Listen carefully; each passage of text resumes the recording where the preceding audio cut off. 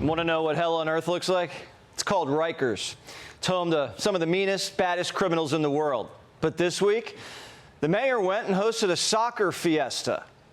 People who are incarcerated here on Rikers, that they too are a part of New York City. The World Cup has been a magical moment for the entire city.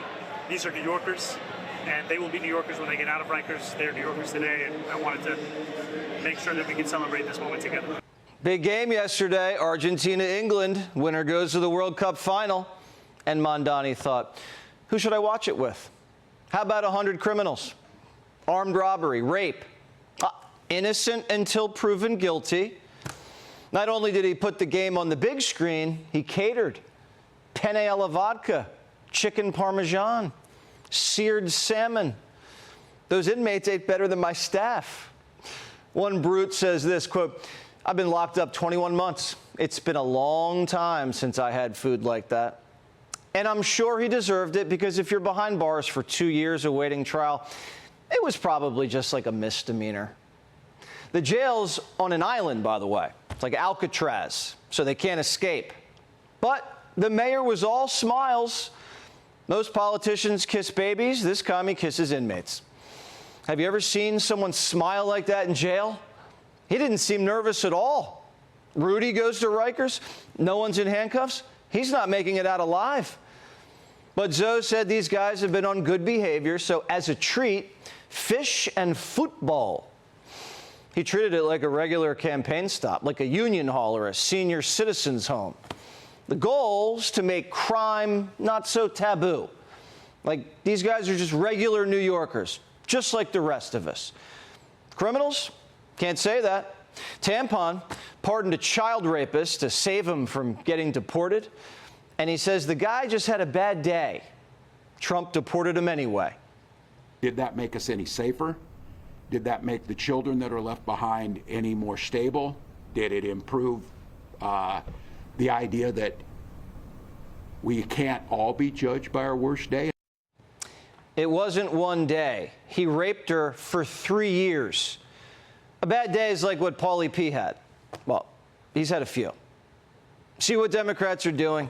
They're conditioning you to not judge criminals, like crimes or accidents. And we shouldn't treat criminals any differently than someone who loses his temper. We all lose our tempers. This is the first step in defunding the police, emptying the prisons, and abolishing ICE. ICE needs to be abolished. ICE is not about law enforcement. ICE is about normalizing paramilitary force on our streets.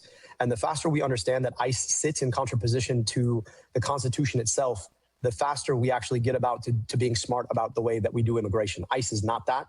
ICE needs to be abolished. This is Revolution 101. The Soviets unloaded their prisons, handed out mass amnesty like candy. Castro opened up the prisons, mental institutions, and then sent them all to Florida to destabilize us. Communists only want political prisoners. They want Trump behind bars, not pedophiles. These commies don't even care who they're locking arms with. They're just rounding up enough energy to overthrow the man. I don't really care if, say, like Bernie Sanders or AOC go home and they're a secret Nazi, but they go out and they vote for the right things. Like, we're talking about politicians as... I mean, I don't know about that. I think these are the lines that people are talking about. Some people care about that exact thing. The commies have it all figured out. Their manifesto: there's no presidency, no Senate, no Supreme Court to keep society in line. It's anarchy. And it's open season on anyone who owns property. Our city is turning the corner on tenant power. When we organize, we win results.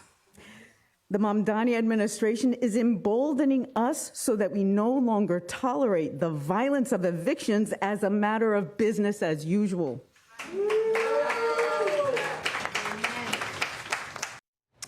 Now, in New York City, if you crack a lady in the head with a baseball bat, the mayor throw you a World Cup watch party. But if you're a landlord and you evict a tenant who won't pay the rent, capital punishment. Mamdani wants to ban landlords from even asking for proof of income. No income, no credit, no problem. That's how the housing crisis started.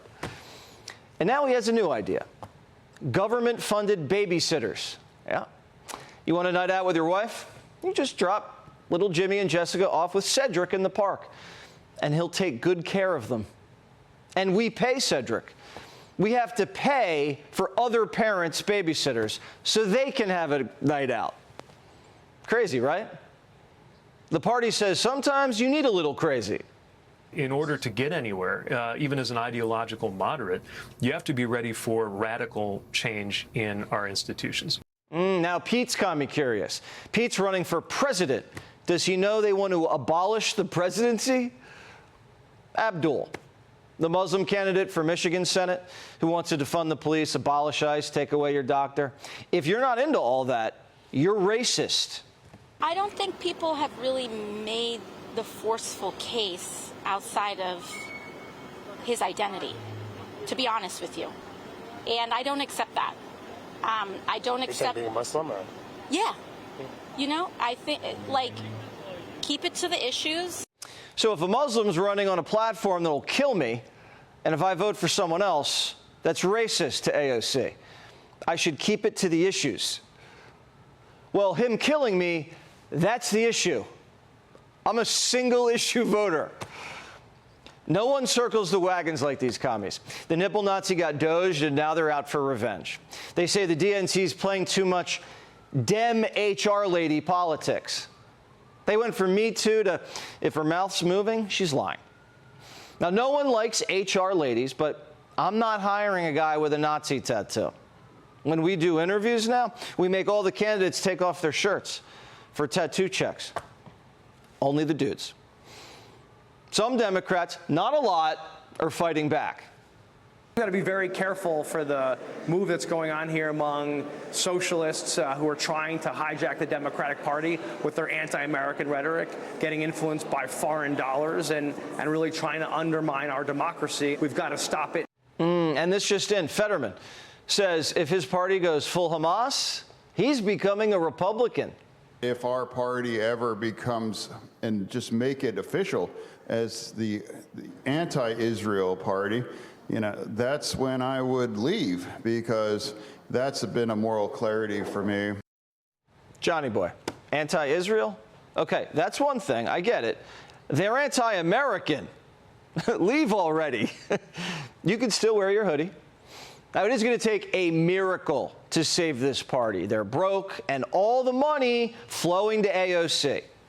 The cross-legged Messiah thought this was going to be his turn. No. In a New Michigan poll, knee pads is losing to Kamala, Pete, and AOC. That's bad. Newsom was supposed to be the front runner. Now he's dead last in Michigan, a crucial swing state. Newsom never should have gone trans. In the same breath, he's talking about transgender folks that don't even make up 1% of the population. You can't tell my child to go across the damn street without my permission. What the hell you doing signing off, verbally or otherwise, on the notion that a kid can do something like that, like a sex change without the parental consent? The hell is wrong with people? Vance went on Rogan and said, how's Gavin going to run the country if he can't even run his own state? I still feel a certain sense of, like, heartbreak over LA. Oh, I do because too. Every time I'm in LA, you can see why this was like the quintessentially American city. The architecture is beautiful. It's got its own vibe going. Like you said, the weather is amazing. And then you drive through Skid Row and you're like, how could any state or any city let this happen? Like, it's the first time I'd ever thought America, like this part of America, is actually more like a third world country than anything that I thought we'd ever become. So who's going to save the party? Gavin's on his knees for the Chinese. Tampon's pardoning child rapists. Kamala wants to give illegals free sex changes. Mayor Pete's commie curious. And Mamdani eating chicken parm behind bars. Is anyone out there actually talking about real Americans? This ain't Denmark. This ain't Finland. This ain't Sweden. This is the United States of America. You roll over to these borders with the vision and the fantasy and the passion that, yo, here I can achieve anything. I ain't trying to be like everybody else. I'm trying to be one-on-one. That's what this is about in America. Stephen A. is going to have to run. I'll give him money. Not a lot. Just a little. He's the only one making any sense. Be sure to like and subscribe for all the Fox News latest on YouTube and catch full shows streaming now on Fox One.